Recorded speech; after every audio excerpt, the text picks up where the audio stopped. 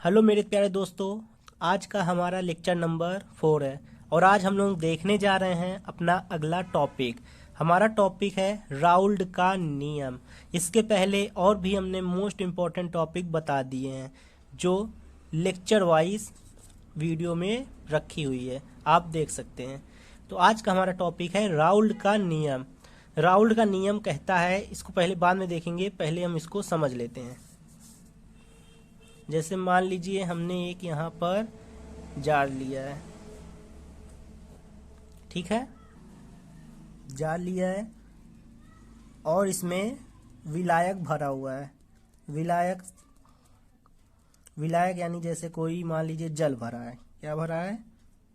जल। इसमें जल भरा हुआ है और जो ये जल भरा हुआ है इसको हम लोग कहेंगे पी नॉट। यानी जब एक जार में जल भरा है तो जो वो जल होगा वो शुद्ध होगा। तो शुद्ध जब जो कोई चीज शुद्ध होती है तो राउल्ट के नियम में उसको पी नॉट से प्रदर्शित करते हैं। और अगर यदि इसमें हम कोई विलय पदार्थ मिला दें, जैसे मान लीजिए कोई विलय पदार्थ अगर इसमें मिलाते हैं, जैसे कोई विलय पदार्थ मिलाते हैं, जैसे मान लीजिए ग्लूकोज, शर्करा वगैरह, तो इसमें जब मिल जाएगा वो तो वो मिलकर क्या बना देगा? एक विलियन बना देगा। क्या बना देगा? विलियन बना देगा। तो जब पहले कुछ नहीं मिला था तो वो शुद्ध जल था, लेकिन जब इसमें कुछ मिल गया तो वो एक विलियन बन गया है। और उसमें मिलने के बाद जो चीज बनता है उसको हम लोग पी यस से प्रदर्शित करते हैं। ठीक है, पी एस से प्रदर्शित करते हैं। तो पहले चलिए डेफिनेशन समझ लेते हैं, तब ये और अच्छे से समझ में आएगा। तो हमारा जो डेफिनेशन है कह रहा है किसी विलायक में, किसी विलायक यानी जब कोई जल मिला था। फिर से समझा देते हैं हम आपको अब इस तरीके से। मान लीजिए ये जल है, जल जो था वो क्या था? शुद्ध था। जल शुद्ध था तो उसको हम लोग पी नॉट से प्रदर्शित करते हैं। तो किसी विलायक में अवाष्पशील विलय पदार्थ मिलाने पर वाष्प का आपेक्षिक अवनमन उसमें उपस्थित विलय के मोल प्रभाज के बराबर होता है। पहले हम लोग इसको समझ लेते हैं, वाष्प का, विलयन के वाष्प का आपेक्षिक अवनमन क्या होता है। आपेक्षिक अवनमन का मतलब होता है कि जब हम कोई शुद्ध पदार्थ, जैसे मान लीजिए पी नॉट को लेते हैं, तो शुद्ध विलायक का वाष्प दाब, शुद्ध विलायक का वाष्प दाब से अगर हम विलयन के वाष्प दाब को घटाते हैं तो इसको हम लोग कहते हैं अवनमन। शुद्ध, फिर से समझिए, शुद्ध विलायक का वाष्प दाब और विलयन का वाष्प दाब को जब हम घटा देंगे तब उससे जो उसको कहते हैं अवनमन। अगर इसको हम शुद्ध विलायक के वाष्प दाब से भाग कर देंगे इन दोनों को, तो उससे जो बनेगा वो होगा आपेक्षिक अवनमन। क्या होगा? आपेक्षिक।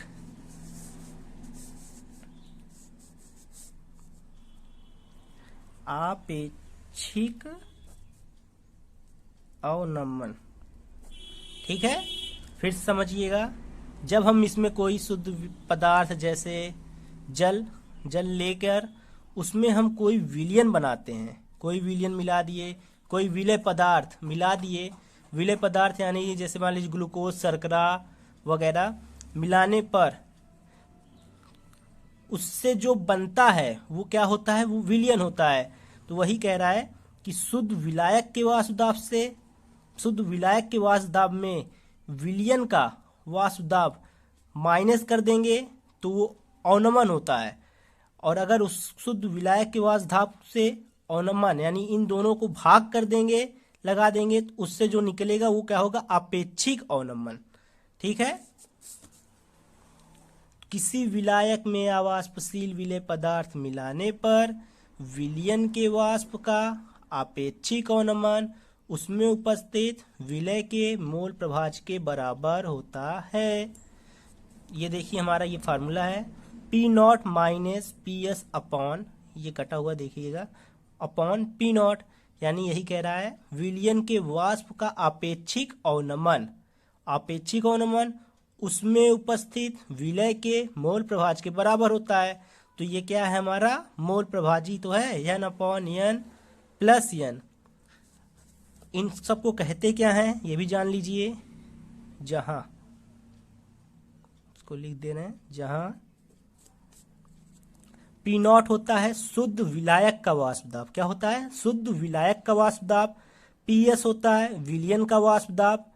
n विलय के मोल और कैपिटल N जो होता है वो विलायक के मोलों की संख्या होती है। और अगर हम ये कहें कि विलयन तनु है, अति तनु विलयन है, तब इसकी कंडीशन क्या होगी? तो चलिए देखते हैं। पहले स्क्रीनशॉट कर लीजिए इसको। यदि विलयन अति तनु हो तो, अति तनु मतलब होता है जैसे small n plus capital N, यानी विलय का जो मोल होता है वो क्या होता है? ना के बराबर होता है। मतलब समझे, विलय का मोल विलायक के मोलों की संख्या के ना के बराबर होता है।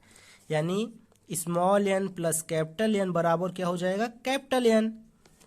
तो यहाँ पे फार्मूला बनेगा हमारा P0 minus PS upon P0 equal to small n बटा क्या हो जाएगा? Small n plus capital N था पहले ऊपर, तो यहाँ हो जाएगा कैपिटल N।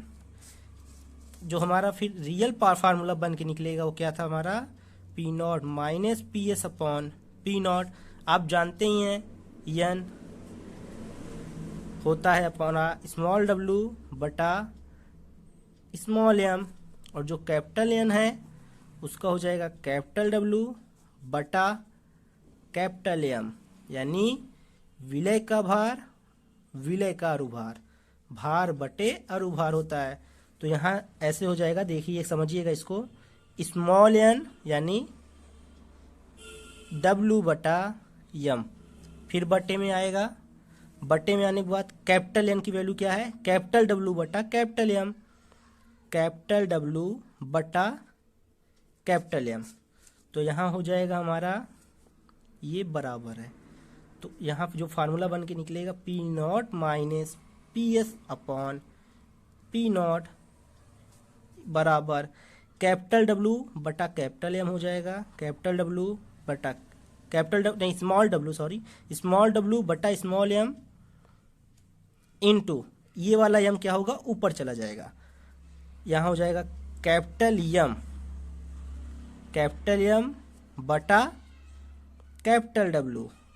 ठीक है, तो यही जो फार्मूला बना है यही हमारा है फार्मूला। और ये फार्मूला ज़्यादातर न्यूमेरिकल में काम आता है।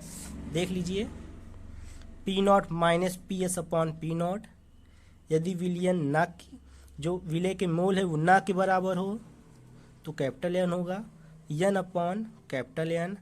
P0 minus PS upon P0 बराबर W upon M into capital M बटा कैपिटल W, यानी विलय का भार और विलय का अरुभार, विलायक का अरुभार बटे विलय का विलायक का भार। ठीक है, और इसमें पूछता है राउल्ट के नियम की सीमाएं। तो चलिए राउल्ट के नियम की सीमाएं देख लेते हैं। पहला है राउल्ट का नियम केवल अति तनु विलयन पर लागू होता है। यहाँ पर विलयन है, ध्यान दीजिएगा, इस पार्ट के ऊपर लिख दे रहे हैं विलयन। राउल्ट का नियम केवल अति तनु विलयन पर लागू होता है। अति तनु विलयन यानी जो ये हुआ था इसकी वैल्यू ना के बराबर, अति तनु विलयन पर लागू होता है। राउल्ट का नियम अवाष्पशील विलय पर ही लागू होता है। ये विद्युत अपघट्य पर लागू नहीं होता। इसका ताप स्थिर रहना चाहिए। इसका ताप मतलब ना ज़्यादा होना चाहिए ना कम होना चाहिए, स्थिर रहना चाहिए। ठीक है, और इसका क्वेश्चन जो बोर्ड में पूछता है ऐसे पूछेगा कि राउल्ट का नियम बताइए तथा इसकी कोई सीमाएं लिखिए। ठीक है, अगर ये टॉपिक पहले आप इसको स्क्रीनशॉट कर लीजिए इतना।